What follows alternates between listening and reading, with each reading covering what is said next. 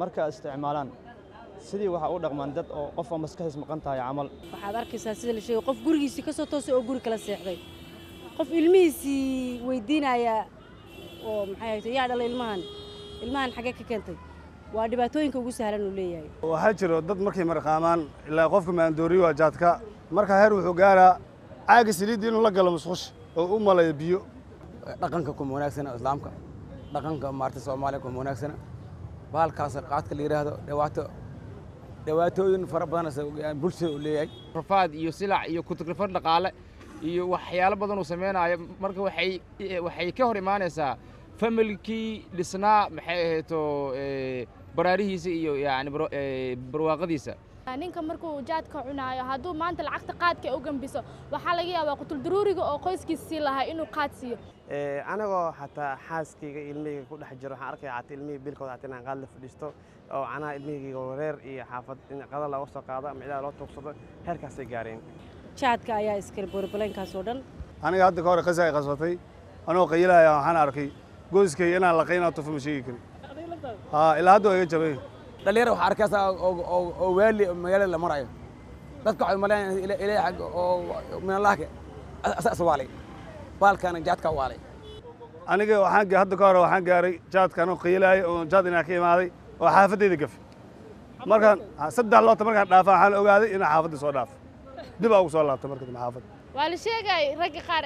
ragnimada inay hoos u dhigayso qaadka la cunaayo intii aan qaadka cunayo bas aan habiyaa markii aan habeenka saacado subaxii xataa waxaan ku quraacdaa weynaya heer waxaan gaaray xataa in dadka aan tuugsado aan dhaa wax isiiyo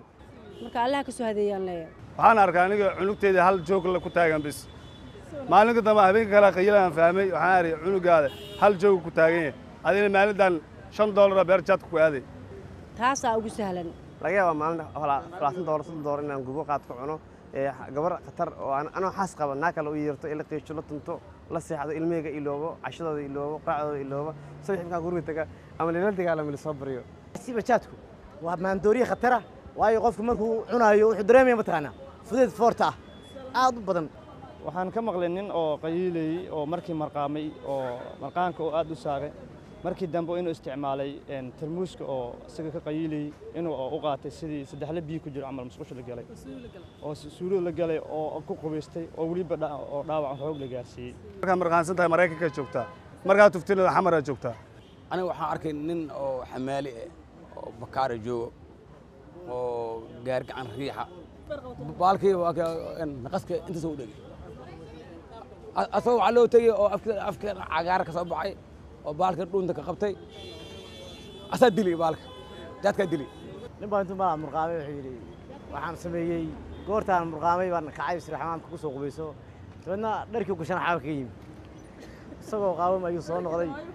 marka asxaabtu la fadhiyay uu yiri wareey wal maxaa ku dhacay kaas yiri maxaa dhacay yar buuqayno doona uu sheegay mas'uul waxba ma sito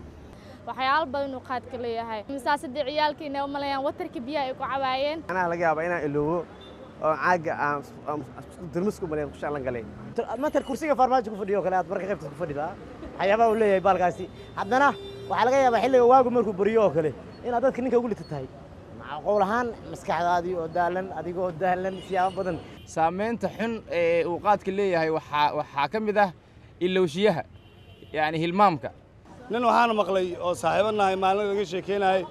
inuu gorgorada islaanta cimaamad u maleeyo cimaamad gabsaarti oo magaalada la aaday marka la mar afar maray mooto inuu jarto waxa loo sheegay inuu gorgorad wato waxaad arkaysaa nin murqaamay oo kala garan waayay matal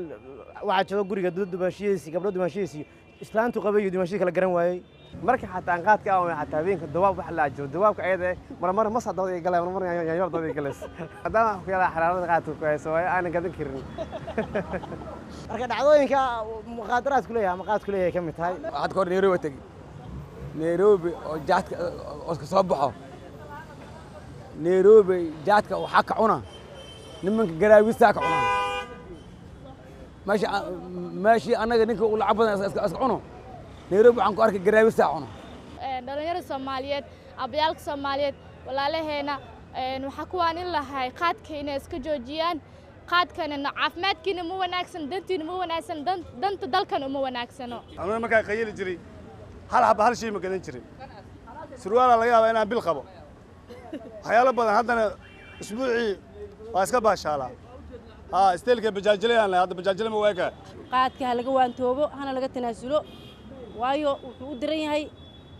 awooddaada tamartaada iyo maalkaagaba marka hadda waxaan jeclaan lahay qaadka mustaqbal maaha mustaqbalka aytiinka Soomaaliyeed waxa dumiye waa qaadka in laga hortago qaadkana had jecel hadda marka jaadka markaan iska dhaafay islaanta kaala arag islaamaha magaalada degan Madiina xaafadda Madiina deganayo oo ugu sareysa si xaafadda la Macal Nuur islaantii daaba oo gaday guriga nolol fiican ilmihi waa arbaci anina waa arbaxay waagi hore laakiin jaadka bisaan ku dhameyn jiray lacagta islaanta lacag ma siin jirin wax yaraan siin jiray haddana kaala arag wax badan ay qaadataa marka $3 $4 siisid inta kale jaada ku cunay marka laakiin lacag jaadka iska dhaaftay $20 tusaysid heerkaada maanta waa kaafinaysaa shayga soo baxay xiranay naagta ninkana shaygu soo baxay xiranay laakiin marka qaylis xiranay hudheeya xiranay ama